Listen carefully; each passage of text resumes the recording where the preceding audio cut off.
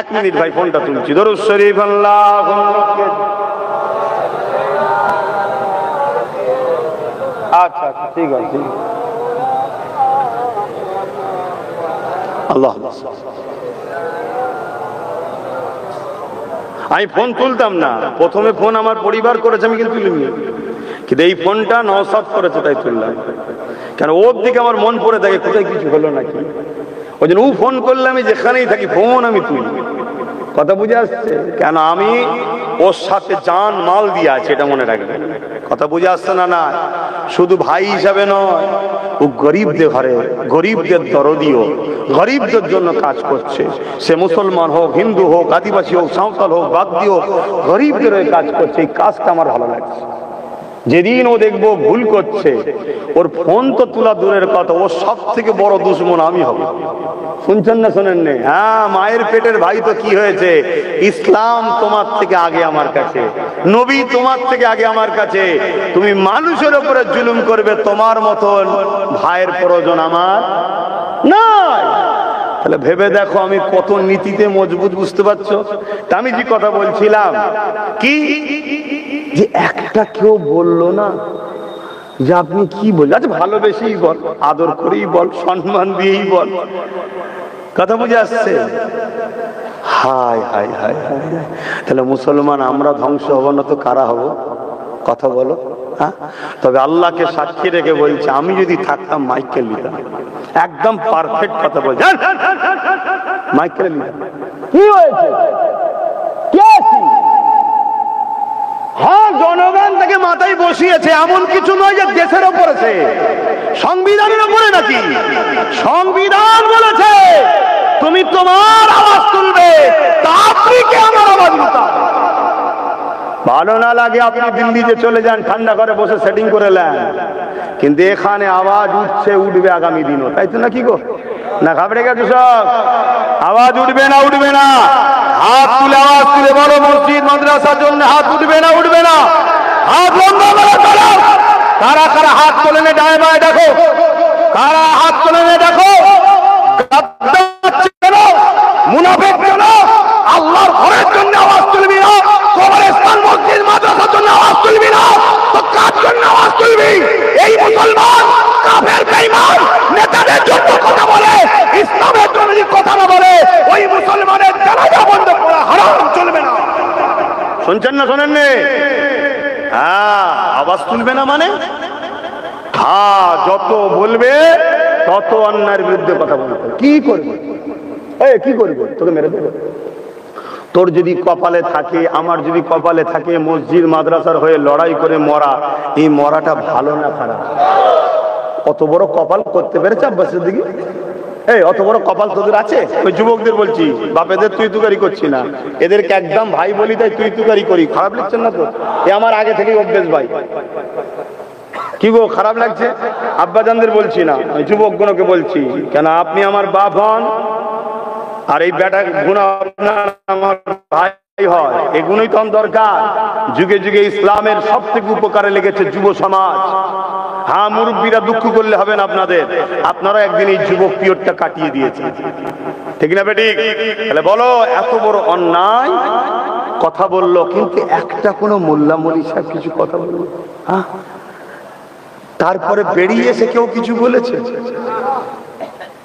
তাহলে বলো, যে সমাজের উলামারা আমাদের মাথায় বসে থাকা একটা বড় অংশ শাসকের যদি দালালি করে, এ সমাজকে গোলাম বানানো সহজ না? সহজ না? কিছু হলেই শুধু একটাই কথা বলবে, বিজেপি চলে আসবে, বেশি লাফালাফি করিস না। শুনছেন তো নাকি? বিজেপি চলে আসবে, বেশি লাফালাফি করিস না। কিন্তু আজকে গত পরশুদিন কি শুনলাম, মুর্শিদাবাদে গিয়ে 70% মুসলমান যেখানে কি বলছে, পশ্চিম বাংলায় যদি ওয়াকফ কেউ গুলোগুলি করে, মানে হুড়োহুড়ি আন্দোলন করে, সব থেকে দুশ্মন হব আমি তার। শুনছেন তো নাকি? মানে আমি আমার মসজিদের জন্য, মাদ্রাসার জন্য, কবরস্থানের জন্য কথা বললে রাজ্যের সিএম দুশ্মন হবে। শুনছেন তো নাকি? আমার পায়ের জুতোর দাম আছে, ওর দাম আমার কাছে নাই। শুনছেন আমি কি বলছি? হ্যাঁ, আমার পায়ে জুতোর দাম আছে, ওর দাম আমার কাছে নাই। আপনারা দাম দিতে পারেন, আপনারা দাম দিচ্ছেন বলে তো খোদা আপনাদের ঘরে মেরে দিয়েছে। শান্তিতে আছেন? আমি আপনাদের বলতে আপনি আপনি নয়, যাকে বুঝাবার ঠিক বুঝছে, কত গায়ে পেতে নেবেন না। যাকে বলার ঠিক বুঝাচ্ছি, যদি সে শুনে হিদায়েত হয়। শুনছেন তো নাকি? হ্যাঁ। মান আহাব্বা লিল্লাহ ওয়া আবগাদা লিল্লাহ ওয়া আতা লিল্লাহ ওয়া মানা লিল্লাহ ফাকাদ ইসতাকমালাল ঈমান। ভালোবাসবো আল্লাহর জন্য, দুশমনি করব আল্লাহর জন্য, আত্মীয়তা করব আল্লাহর জন্য, বিচ্ছেদ হব আল্লাহর জন্য। এ যুবকেরা, সেই আল্লাহর ঘরের জন্য কথা বললে কেউ যদি বলে দুশমন হব, মসজিদ মাদ্রাসা কবরস্থানের জন্য কথা বললে কেউ যদি বলো দুশমন হব, এই রকম দুশমন পুরো পৃথিবী যদি ভরে যায়, তাদের বিরুদ্ধে যুদ্ধের ঘোষণা আমাদের সেদিনও ছিল, আজও আছে, কিয়ামত পর্যন্ত যুদ্ধের ঘোষণা থাকবে। ঠিক না বেঠে? কি করবি তোরা? পুলিশদের জেলে দিবি? জেলে তো আছি। আর দুনিয়া সিজরুল মুমিনিন, মুমিনদের জন্য দুনিয়াটা হলো জেলখানা। এত নাকি? মুমিন যে নয় তার কথা বাদ দিন, মুমিন যে হবে দুনিয়ায় প্রতিটা কদম ফেলে আল্লাহর ভয়ে ফেলে, মুমিন যে হয় দুনিয়ায় প্রতিটা মুহূর্তে আল্লাহর ভয়ে তত্তর করে কাঁপে, মুমিন যে হবে সে নিঃশ্বাস টানার আগে ভাবে ছাড়তে হয়তো নাও পারি, চলে যেতে হতে পারে। বেরোবার আগে আল্লাহ বারকত দিলেন দয়া করে, নাও তো বেরোতে পারতো, আর বার যে করেছি নাও তো টানতে পারি। ঠিক না বেটি?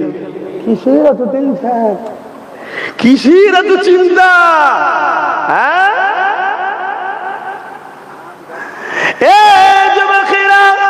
মনে রাখবেন, ফিরআউন জুলুম করেছিল মুসা নবীর উপরে, তার অনুসারীদের উপরে।